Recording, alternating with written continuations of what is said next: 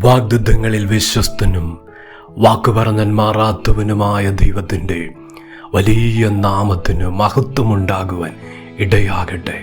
നമ്മെ സ്നേഹിക്കുകയും നമ്മെ കരുതുകയും നമ്മെ ആശ്വസിപ്പിക്കുകയും നാൾതോറും നമ്മുടെ ജീവിതത്തിൻ്റെ എല്ലാ ആവശ്യങ്ങളിലും ദൈവത്തിൻ്റെ വിശ്വസ്തതയുടെ കരം വെളിപ്പെടുത്തി ഇന്നയോളം കൊണ്ടുവന്ന് ഇന്നയോളം എത്തിച്ച ദൈവത്തിൻ്റെ മഹാസ്നേഹത്തിൻ്റെ ആ കരം ഇന്നും അധികമായി കണ്ട് സന്തോഷിക്കത്തക്ക നിലയിൽ ജീവിതത്തെ ധന്യമാക്കുന്ന അനുഗ്രഹിക്കപ്പെട്ടൊരു ദിവസമായി തീരുവാൻ ഇടയാകട്ടെ. വചനം കേൾക്കുന്ന ദൈവമക്കൾക്കായി കർത്താവിനെ മഹത്വപ്പെടുത്തുകയും യേശുവിൻ്റെ നാമത്തെ സ്നേഹവന്ദനത്തെ അറിയിക്കുന്നു.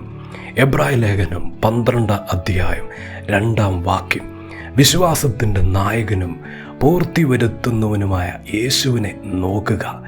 തൻ്റെ മുമ്പിൽ വെച്ചിരിക്കുന്ന സന്തോഷം ഓർത്ത് അവൻ അപമാനം അലക്ഷ്യമാക്കി ക്രൂശിനെ സഹിക്കുകയും ദൈവസിംഹാസനത്തിൻ്റെ വലതുഭാഗത്ത് ഇരിക്കുകയും ചെയ്തു. ഇന്ന് പരിശുദ്ധാത്മാവ് അതിനകത്തുനിന്ന് ആഴമായി ഇടപെടുന്ന ചില വചനത്തിൻ്റെ ദൂതുകൾ ഹൃദയത്തിന് വിടുതലും ജീവിതത്തിന് ചൈതന്യമായി മാറുവാൻ ഇടയാകട്ടെ. വചനം പറയുന്നു, ആരെ നോക്കുക? വിശ്വാസത്തിൻ്റെ നായകനും പൂർത്തി വരുത്തുന്നവനുമായ യേശുവിനെ നോക്കുക. ദൈവത്തിൻ്റെ പൈതലേ, ഇപ്പോൾ ആയിരിക്കുന്ന അവസ്ഥയെ നോക്കി ദുഃഖിക്കേണ്ട. ഇപ്പോൾ ആയിരിക്കുന്ന കഷ്ടതയെ നോക്കി പ്രയാസപ്പെടേണ്ട. ഇന്ന് ജീവിതത്തിലേക്ക് നോക്കുമ്പോൾ, ആ അവസ്ഥയിലേക്ക് നോക്കുമ്പോൾ ഒരു വിഷമമല്ലേ, ഹൃദയത്തിലൊരു സങ്കടമല്ലേ, ഒരു ആകുലത, ഒരു ഞെരുക്കം ഹൃദയതലങ്ങളിൽ സംഭവിക്കുകയല്ലേ? ഇപ്രകാരം ചില സാഹചര്യങ്ങളെ നോക്കുമ്പോൾ വിഷമിക്കുന്ന ദൈവമക്കളുണ്ട്. ചില അവസ്ഥകൾ കാണുമ്പോൾ മനസ്സ് തളരുന്ന ദൈവമക്കളുണ്ട്. പരിശുദ്ധാത്മാവ് ആഴമായി ദൂത് വെളിപ്പെടുത്തുക.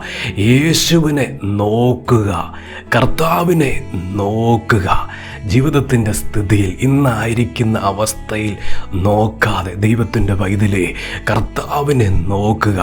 അതിനകത്ത് മാറ്റങ്ങളുണ്ടാകും, അതിനകത്ത് വിടുതലുകളുണ്ടാകും, അതിനകത്ത് ജീവിതസ്ഥിതിയിൽ കർത്താവ് വരുത്താൻ പോകുന്ന കാര്യങ്ങൾ മുൻകൂട്ടി ഹൃദയത്തിൽ ഗ്രഹിക്കുവാൻ കഴിയും. പരിശുദ്ധാത്മാവ് ആഴും ശക്തമായി ഇന്ന് ഇടപെടുക. കർത്താവിൻ്റെ വചനം പറയുന്നു, തൻ്റെ മുമ്പിൽ വെച്ചിരിക്കുന്ന സന്തോഷം ഓർത്തു.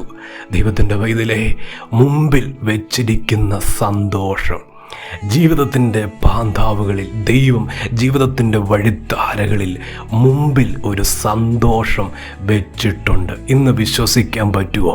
എൻ്റെ തലമുറയ്ക്ക് വേണ്ടി ഒരു സന്തോഷം വെച്ചിട്ടുണ്ട്. എൻ്റെ കുടുംബത്തിനു വേണ്ടി ദൈവം എൻ്റെ മുമ്പിൽ ഒരു സന്തോഷം വെച്ചിട്ടുണ്ട്.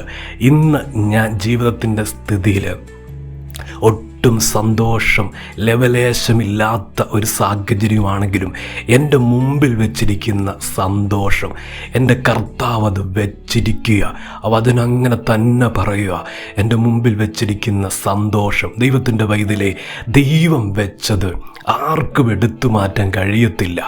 ദൈവം വെച്ചത് ആർക്കും അതിനെ നീക്കം ചെയ്യാൻ കഴിയത്തില്ല. എൻ്റെ ജീവിതത്തിൽ അതിനെ നഷ്ടപ്പെടുത്തി കളയുക. എൻ്റെ ഹൃദയത്തെ അവിശ്വാസമിടുന്ന ഏത് മേഖലയാണോ, ഇന്ന് ഞാൻ അത് കണ്ട് ഉണർന്ന് എഴുന്നേറ്റ് എൻ്റെ മുമ്പിൽ വെച്ചിരിക്കുന്ന ഒരു മഹാസന്തോഷമുണ്ട്, എൻ്റെ മുമ്പിൽ വെച്ചിരിക്കുന്ന ഒരു വാഗ്ദത്വമുണ്ട്, എൻ്റെ മുമ്പിൽ വെച്ചിരിക്കുന്ന നന്മകളും അനുഗ്രഹങ്ങളുമുണ്ട്, അത് ഞാൻ പ്രാപിക്കുമെന്ന ഒരു ദൃഢനിശ്ചയം, വിശ്വാസത്തിൽ അചഞ്ചലമായ തീരുമാനത്തോടെ ഇന്ന് എഴുന്നേൽക്കുന്നുവെങ്കിൽ ദൈവത്തിൻ്റെ പൈതലേ, അതിലേക്ക് നടക്കുവാൻ വിദൂരമില്ല, കിലോമീറ്ററുകളില്ല, ഒരുപാട് ദൂരെ സഞ്ചരിക്കേണ്ടി വരത്തില്ല. കാരണം വിശ്വസിക്കുന്ന ദൈവത്തിൻ്റെ ജീവിതത്തിൽ വേഗത്തിൽ ആ സന്തോഷത്തിലെത്തിക്കുവാൻ ദൈവം വൈകിപ്പിക്കത്തില്ല എന്ന് പരിശുദ്ധാത്മാവ് ആരോടൊക്കെ ശക്തവും വ്യക്തമായി ഇടപെടുക. ഇന്ന് ദൃഢമായൊരു ഉറപ്പ്, എൻ്റെ മുമ്പിൽ വെച്ചിരിക്കുന്ന സന്തോഷം അത് ഞാൻ പ്രാപിക്കും. എനിക്ക് വേണ്ടി വെച്ചിരിക്കുന്ന സന്തോഷമാ, എൻ്റെ തലമുറയ്ക്ക് വേണ്ടി വെച്ചിരിക്കുന്ന തലങ്ങളാ, അത് പ്രാപിക്കും. ആ ഒരു തലം, ആ മുമ്പിൽ വെച്ചിരിക്കുന്ന സന്തോഷം ഓർത്തു എന്നാ പറയുന്നത്. ദൈവത്തിൻ്റെ പൈതലേ, ഓർക്കുന്നതും നോക്കുന്നതുമായ കാര്യങ്ങളുടെ മേൽ ഒരു വിടുതൽ നടക്കട്ടെ. നോക്കുവാൻ കർത്താവിനെ, കഷ്ടത നോക്കിയ ദുഃഖിക്കും, കഷ്ടത നോക്കിയ ഒത്തിരി മനസ്സങ്ങ് പ്രയാസപ്പെടും, നിരാശപ്പെടും. എന്നാൽ യേശുവിനെ നോക്കുക. നമ്മെ ഓർക്കേണ്ടത് മുമ്പിൽ വെച്ചിരിക്കുന്ന സന്തോഷമാണ്. ഇന്ന് തലമുറയുടെ ജീവിത ഭാവിയോർത്ത് ദൈവത്തിൻ്റെ പൈതലേ, അതോർത്ത് വേദനിക്കുന്ന, നൊമ്പരപ്പെടുന്ന മാതാപിതാക്കളോടുള്ള ദൈവത്തിൻ്റെ ശബ്ദമാണ്. മുമ്പിൽ വെച്ചിരിക്കുന്ന സന്തോഷം ഓർക്ക്. അവിടെ ആ വിടുതലിരിക്കുന്ന, അവിടെ ആ ദൈവിക വാഗ്ദത്തങ്ങൾ കിടക്കുന്ന ചിന്തകൾക്കും ദർശനങ്ങൾക്കൊരു മാറ്റം വരട്ടെ. ഒരു ദൈവിക അനുഭവങ്ങളുടെ പൂർണ്ണത ചിന്താതലങ്ങളിലും ആമേ കാഴ്ചപ്പാടിലും ഇന്ന് പരിശുദ്ധാത്മ കൽപ്പിക്കുക. ഈ വചനം ഹൃദയതലങ്ങളിൽ ആഴമായി ഏറ്റെടുക്കട്ടെ. എൻ്റെ മുമ്പിൽ ഒരു സന്തോഷം വെച്ചിരിക്കുക. അതുകൊണ്ട് ഇപ്പോഴുള്ള അവസ്ഥയ്ക്ക് ഞാൻ പൊടികൊടഞ്ഞ് കളയുന്നത് പോലെ എൻ്റെ നിരാശകൾ, എൻ്റെ ഭാരങ്ങളെ ഞാൻ എടുത്തു കളയുന്നു. ആ ഉറപ്പോടെ, വിശ്വാസത്തോടെ, അചഞ്ചലമായ ഉറപ്പോടെ ഇന്ന് എഴുന്നേൽക്കും പരിശുദ്ധാത്മാവ് ആഹ്വാനം ചെയ്യുന്നു. എൻ്റെ മുമ്പിൽ വെച്ചിരിക്കുന്ന സന്തോഷം അത് ഞാൻ പ്രാപിക്കും, അത് ഞാൻ ഏറ്റെടുക്കും, അത് ഞാൻ അനുഭവിക്കും. ആ തലത്തിൽ ഹൃദയത്തെ ചായ്ക്കുന്ന ദൈവമക്കളുടെ ജീവിതത്തിൽ ആ വാഗ്ദത്തങ്ങൾ കാണും.